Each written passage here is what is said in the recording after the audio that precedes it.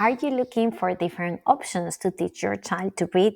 If so, you may have come across phonics primers and you're probably wondering, what are they? Do they work? Where can I find them?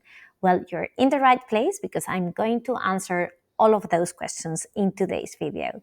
But before we get started, I just wanted to quickly let you know that this video is a clip from a longer video in the channel where I also cover other popular methods for teaching reading. I'll leave you a link in the video description so you can check it out later. And now, without further ado, let's get started. Phonics primers. This is what I call the no-frills approach. So what is a primer? Well, probably it's the oldest method there is to teaching reading. Primers have been used for centuries. However, they've changed slightly along the way. For instance, these are images I found on the Smithsonian Institution's website of the New England Primer. This was the first reading primer designed in the American colonies, and it is one of the most successful textbooks of the 18th century. And it not only taught reading, it also taught morality through stories. If you're curious to check it out, I'll also leave you a link on the Download My Notes document. Anyway, fast forward to the 21st century, you can still find phonics primers. These primers introduce the basic principles of phonics, basically through word lists ordered by difficulty level. This method of teaching reading involves a lot of drilling as you move on from simple words, for instance, two-letter words or CVC words, to words of increasing difficulty. I'll show you now an example of a phonics primer I have. It's called Alpha Phonics.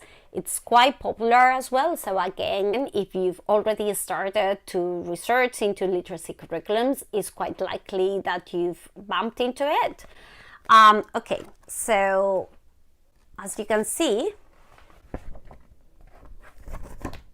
list of words, lists and lists of words, and more lists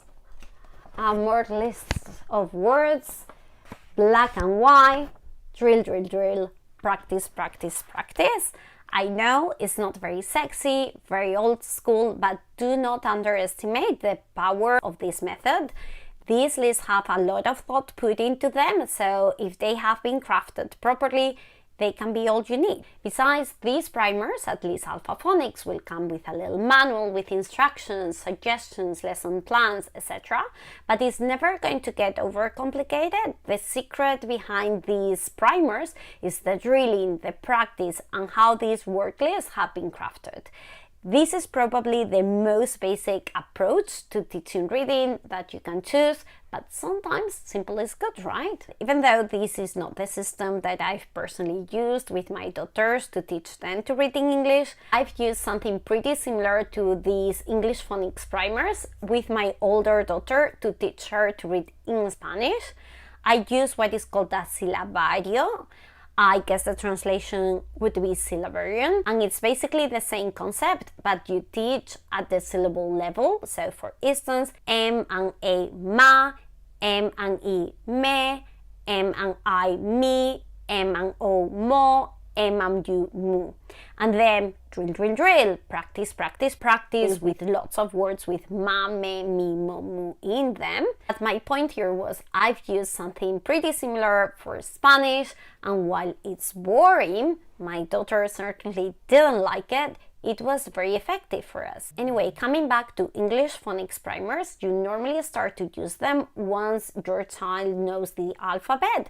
So you need to teach the letters first. Curriculums, so apart from Alpha Phonics, we've already seen this one.